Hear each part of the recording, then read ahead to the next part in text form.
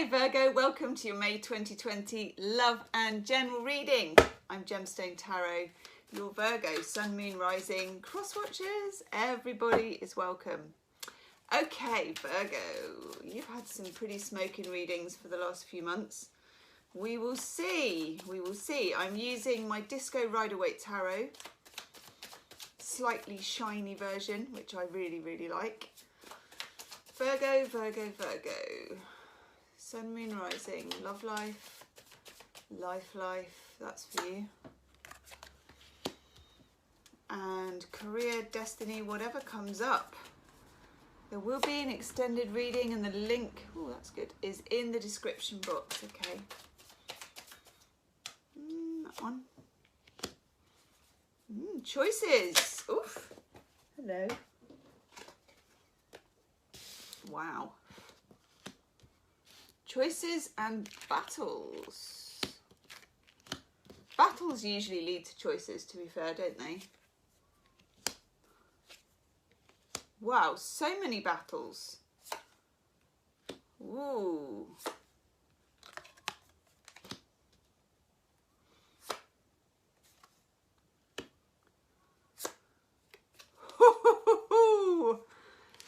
Virgo.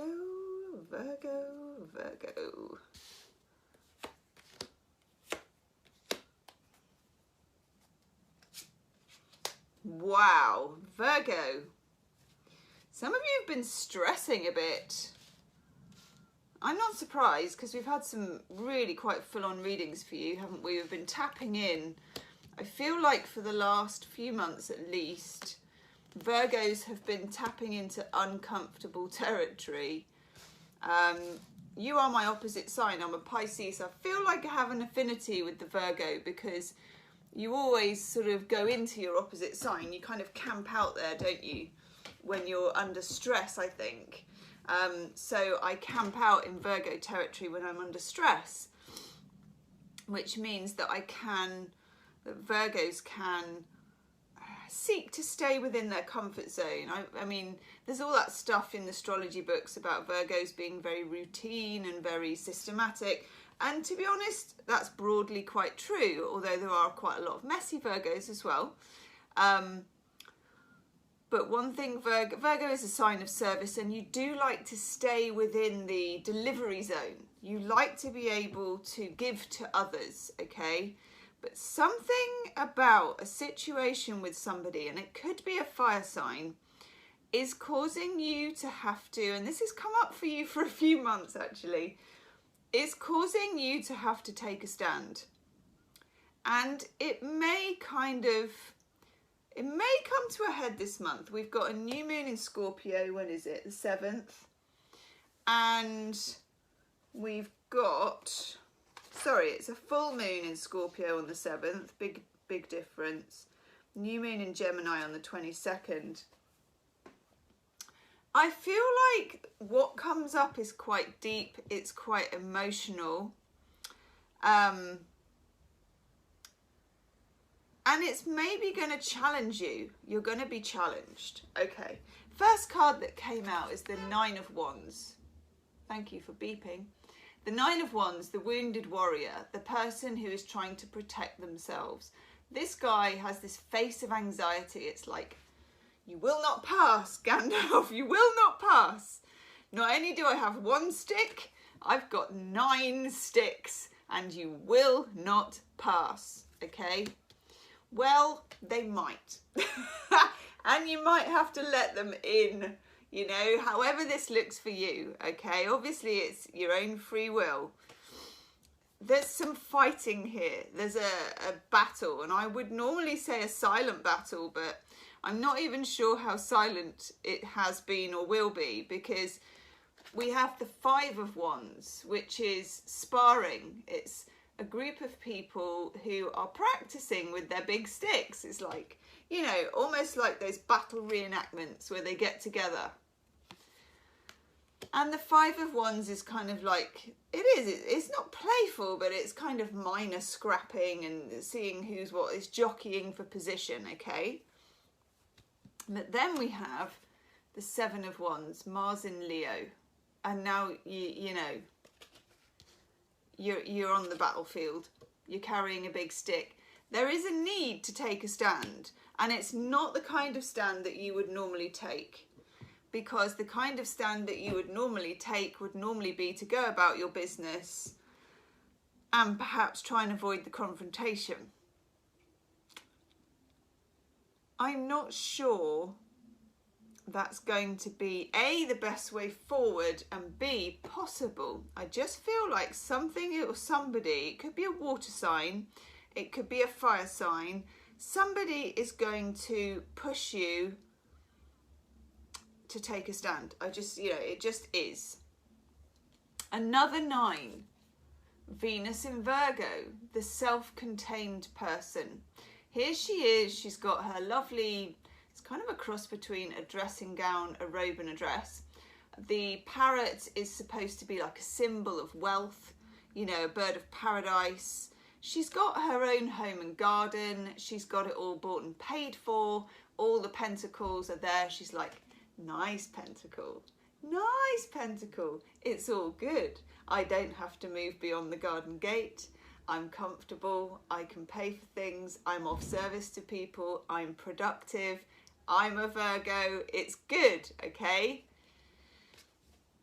And then someone just drives a tank through the gate and you're like... So I feel like there's going to be a bit of an interruption by a fire sign or a water sign. And I feel like it will require you to defend your territory in some way, to cross a border in some way.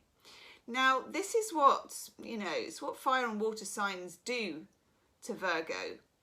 The water sign does it by being emotional and pulling you into your Pisces side, your emotional waters. And the fire sign does it by provoking you. Now, I don't see this entirely negatively, okay? I'm not saying someone's just going to come and be horrible to you, because why would you bother with that? Clearly you have feelings for this person, otherwise you can't provoke someone who doesn't have feelings for you. This could be at work, it could be in a work situation, it could be in a love situation, okay? But you are going to be brought out of the corner. Baby's coming out of the corner, okay? Remember, your overall energy card is also a 9. We have 3 9s. 9s are self-containment and self-defense. This is anxiety. This has caused you sleepless nights and anxiety and worry, okay? Yeah, the 5 of Swords, Venus in Aquarius, the desire to keep things self-contained, to keep things, this is what I call the sort of passive aggressive, we're on the battlefield but nobody's fighting. Let's just sweep it all under the carpet. I'll collect up the swords. Nothing happened here. I'll clean up the battlefield. Give me a mop. Give me a brush. No, that it's going to break out. It breaks out into that, okay? But believe me, Virgo, it's all the better for it, okay? I understand, wow, 7 of Pentacles. You get to rebuild something. You get to rebuild something. It could be from ground zero, because here we've got taking down, okay? Taking down of whatever it is that you've used to bolster your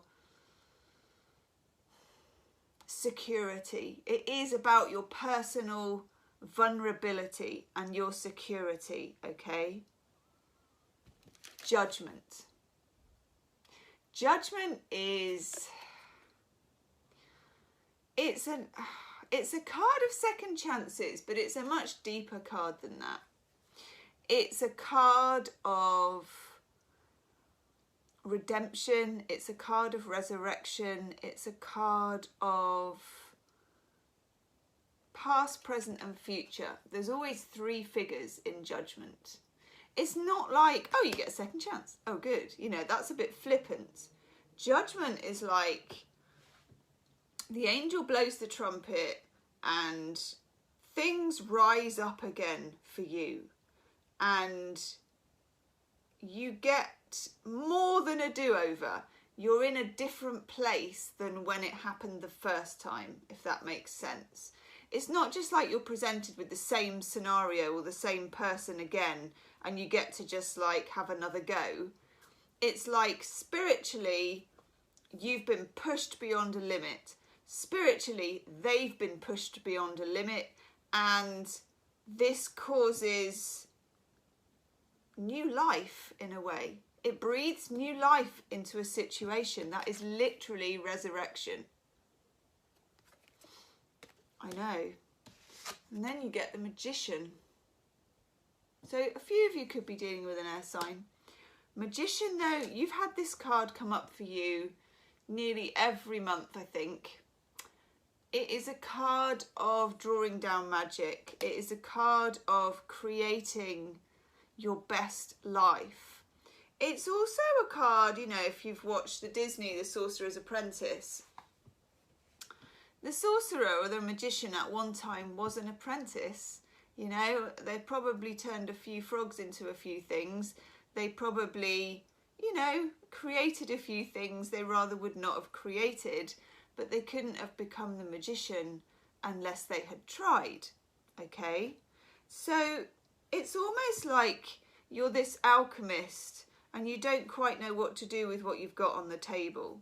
Now, I don't know if I told you this before, but it doesn't matter. There is a meditation you can do on the magician. I probably have because it's come up for you so many times.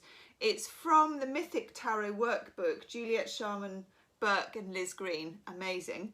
And they talk about going to meet the magician at the crossroads. So you do a little 5-minute daydream where you go to the crossroads and just meet the magician in whatever form they come. Usually there is a cup, a pentacle, a sword, and a wand. See if you pick any of it up. See if the magician has anything to say. See if you have anything to say. You can ask them a question. You can just see what happens. You can try it a few times. It's very interesting to do because I feel like the confrontation that you're going to have with this person to do with work or love does unlock magic for you, which will be uncomfortable magic, but you get to build something from the ground. And that is, I feel tower energy here, even though, and as a reader, this is something I've come to do more. Sometimes I feel the missing cards, and the missing card is the tower. You may not get, if you had the tower energy, the universe would just make this happen and force it on you. We're either not there yet, or the universe is giving you a chance to enter into this yourself. But I can feel this is a chance to build something like never before. Magician energy. The magician is number 1, okay? And judgment energy, past, present, and future. It feels good, but it feels, you know, so many defenses with the 9 of Wands, the 9 of Pentacles, and the 9 of Swords. But then we also have Major Arcana, the Hermit. So that's you, Virgo. You turn up in your own reading, which I really, really, really like. Because it shows that you're good for the job. You have the power. You can move beyond your comfort zone. And it will be beneficial, okay? You're here. You've turned up in your reading. Wow.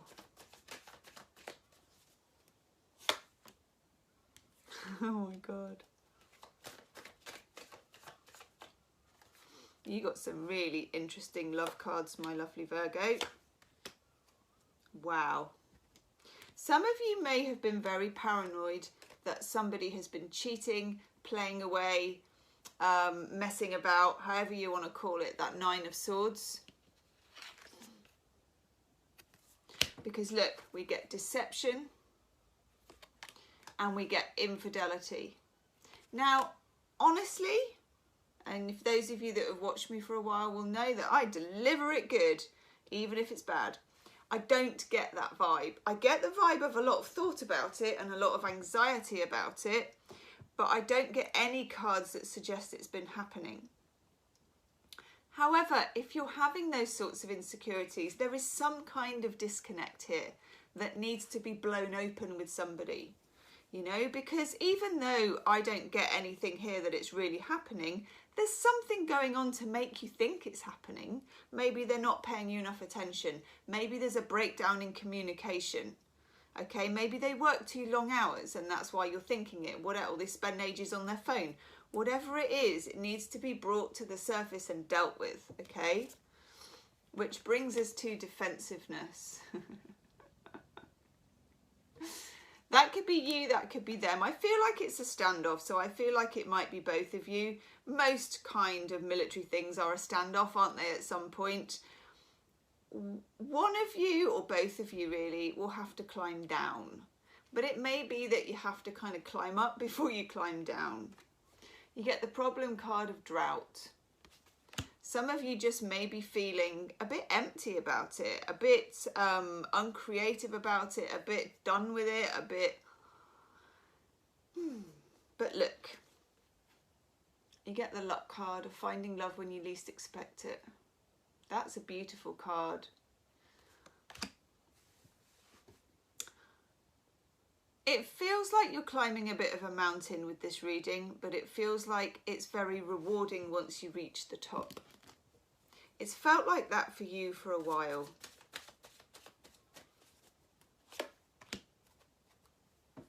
Nice card. You get to be fair. You're going to need to meet this person halfway. I feel like there's checks and balances on both sides of the situation. Somewhere along the line, an element of trust has been broken, but I don't feel it's the end of the story. In the extended reading, I'm going to look at the Magician, I'm going to look at Judgment, I'm going to look at the other person, how they feel. Friendship. Meeting someone halfway. Virgo, that is an interesting reading. I'm going to go do the extended, the link's in the description box. Do subscribe to the channel, do like and share the video, and I'll see you on the other side. Namaste.